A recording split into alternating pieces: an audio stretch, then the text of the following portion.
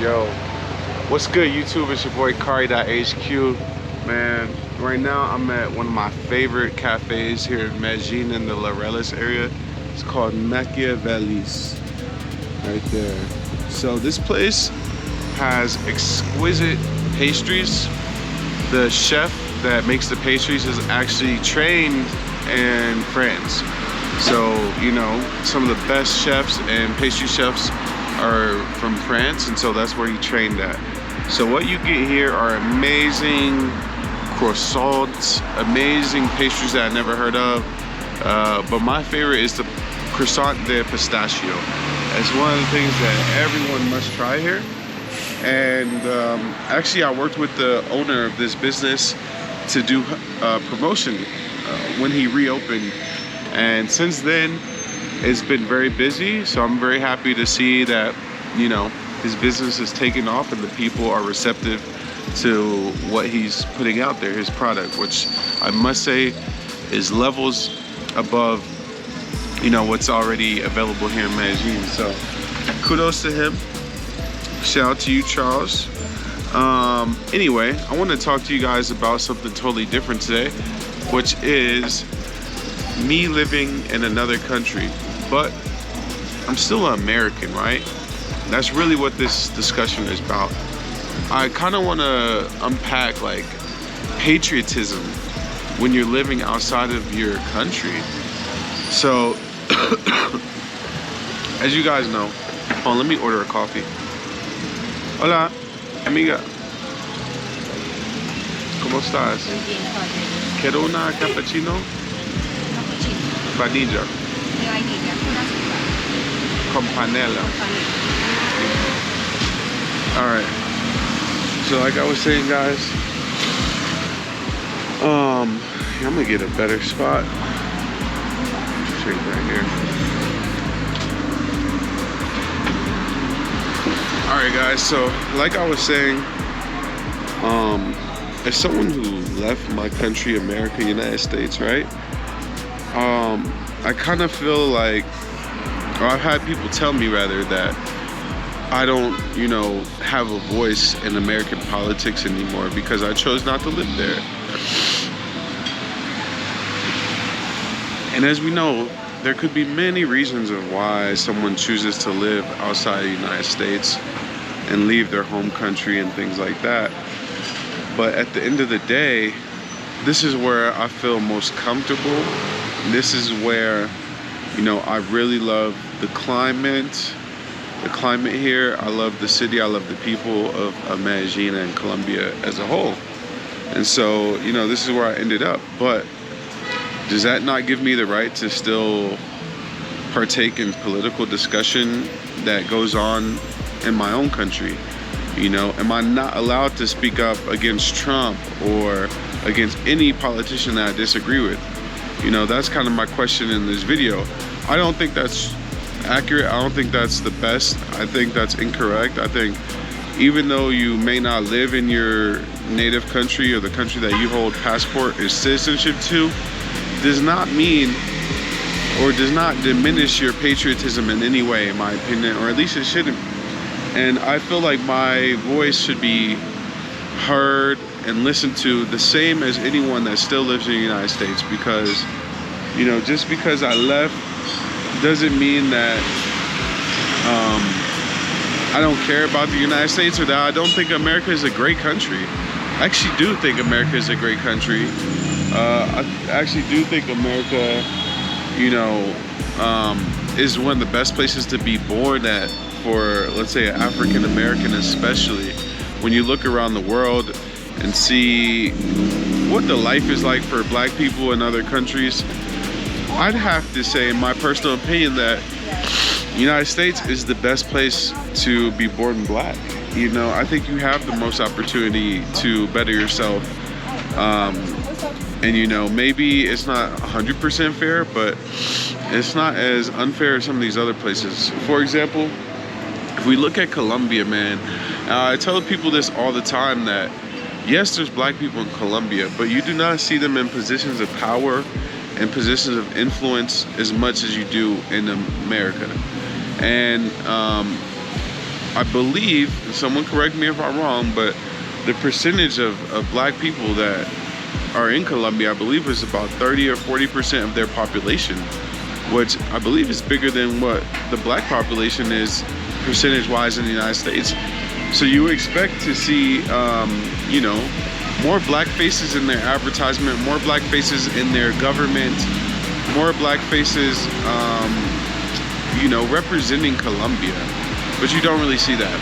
And you also might notice too that a lot of the nicest things, the nicest parts of towns, where the nicest houses are, and things like that, the suburbs out here, you won't see a lot of black people there living.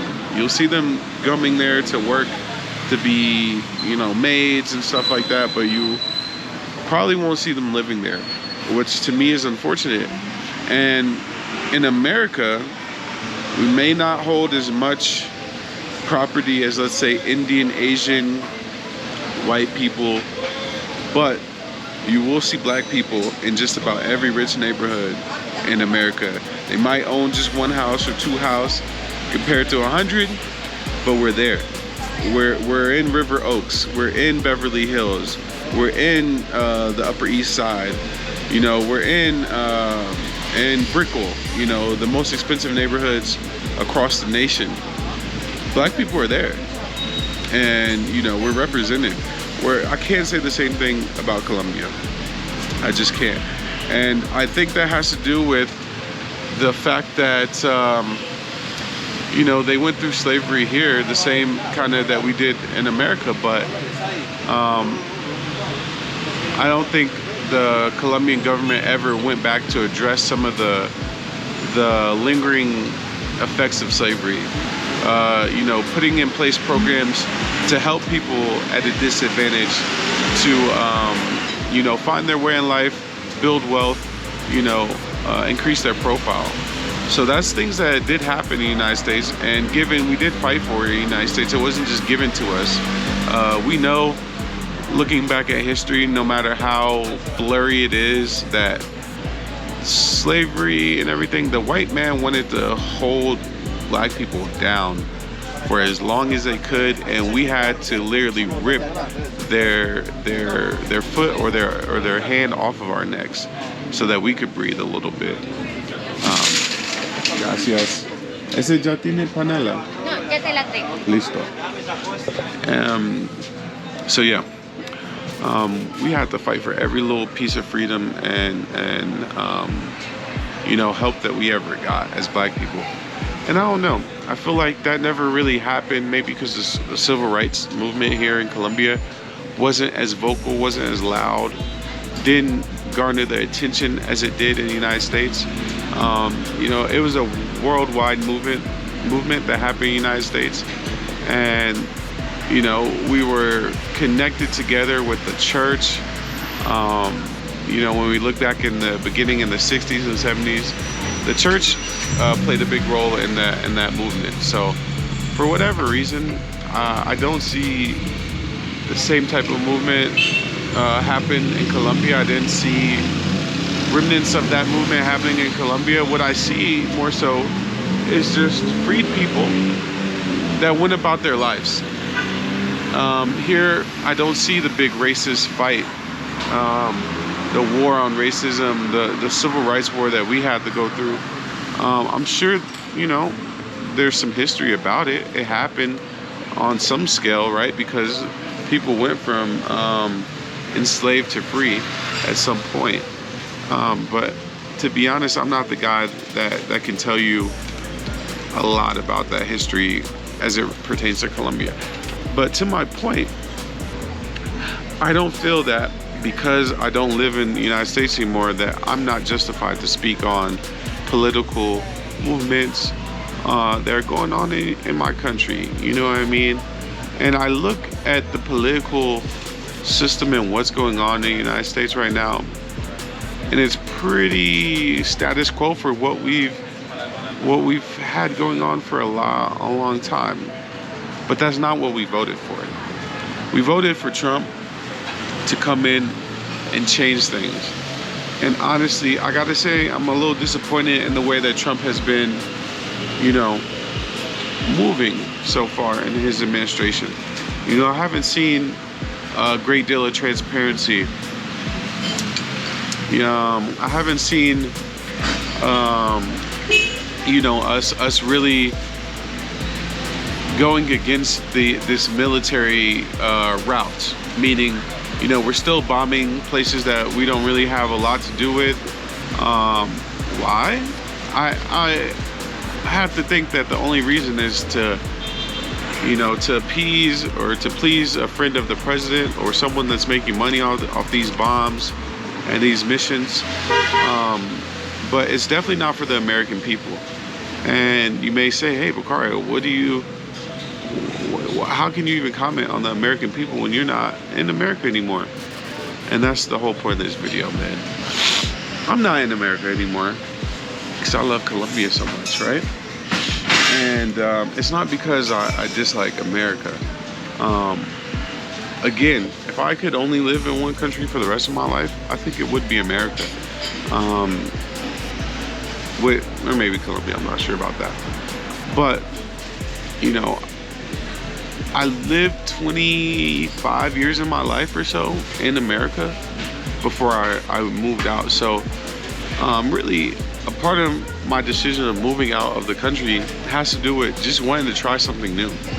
You know, after 25 years, you feel like you've learned the majority, or, you know, the majority of what you're going to learn in American culture about America.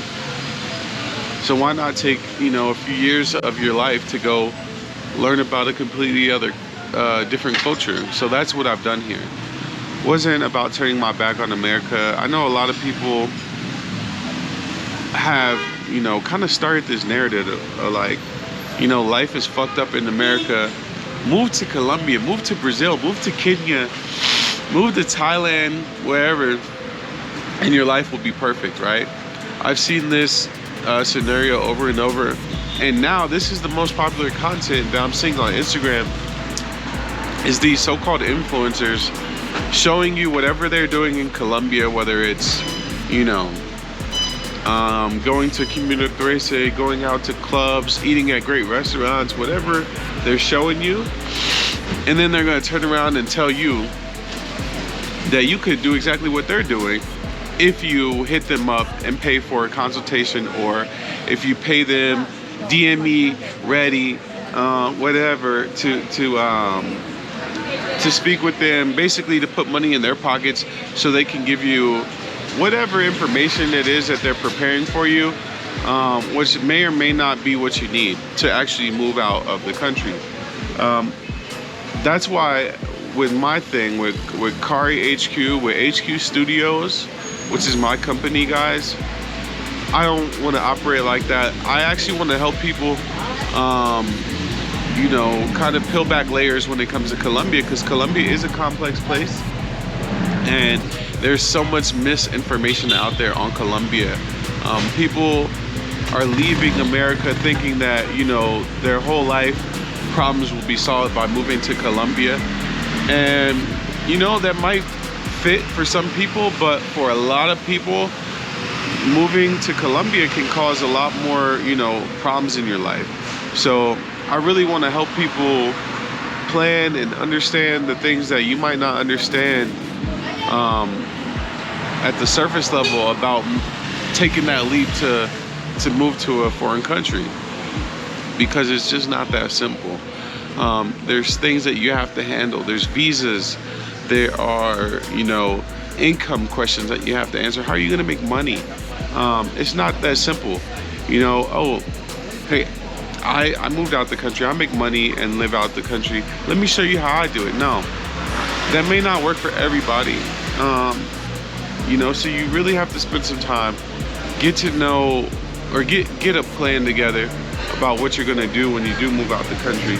Because I'm telling you, these Instagram gurus and influencers are just selling you a bill of goods that, you know, likely you won't be able to bring to fruition. Meaning, you know, it just may not be what they're selling it to be. And I understand that's the unpopular opinion. You know, everyone wants to yield or say Colombia is the end all be all to everybody's problems, and I just don't feel like that. I realize a lot of the people are leaving the States for very specific reasons. So a lot of times this relationship, people feel like the dating pool in the United States is not what they want. The women are trash. I hear this all the time. I don't believe that. I think women in the United States are a special creature that you have to learn how to deal with, which I did. I had plenty of great relationships in the United States, plenty of great women. That, I've said this many times on my channel, is not a reason for me to have moved to Colombia at all.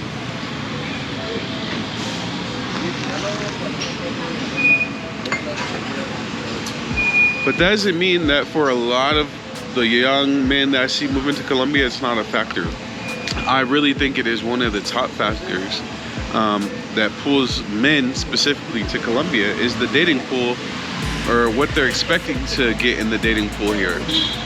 Now, I can tell you firsthand that dating Colombian women is so much more complex than you guys think. I mean, it's incredible how simplified YouTube and Instagram has made, dating a Colombian seem. It's not that at all. They are tough. Dating Colombian women and having good relationships is very tough. It's very tough. You have to learn their culture in and out. You have to be open and receptive to their culture. You have to understand their attitude, their signals, their social constructs, right?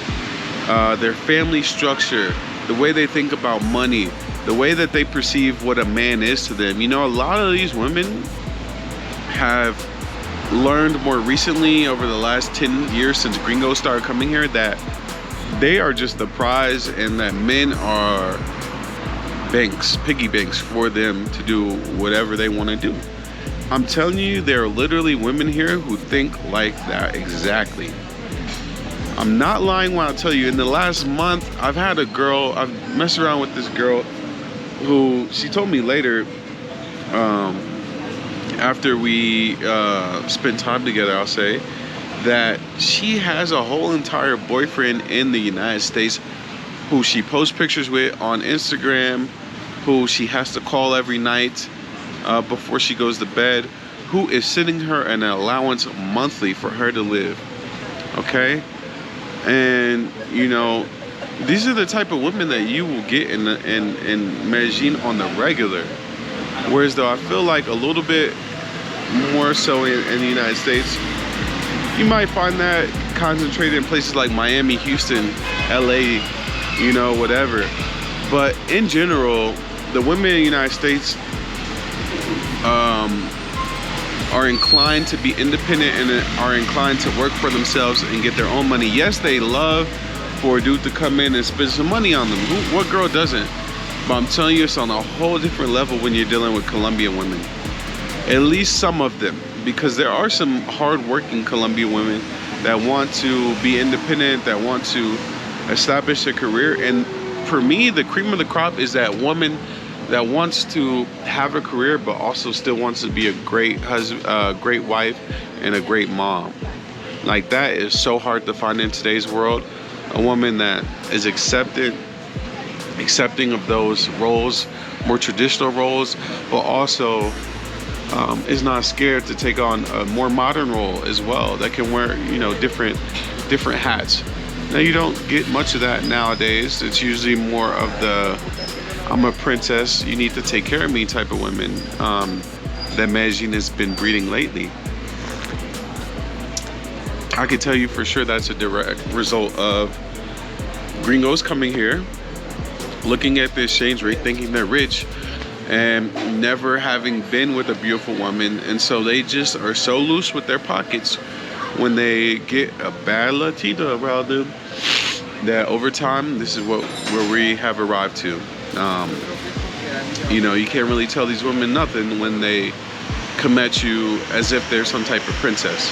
Because what will happen is they'll say, maybe you don't want to treat me that way or you don't value me that way, but there's another guy that will and that does.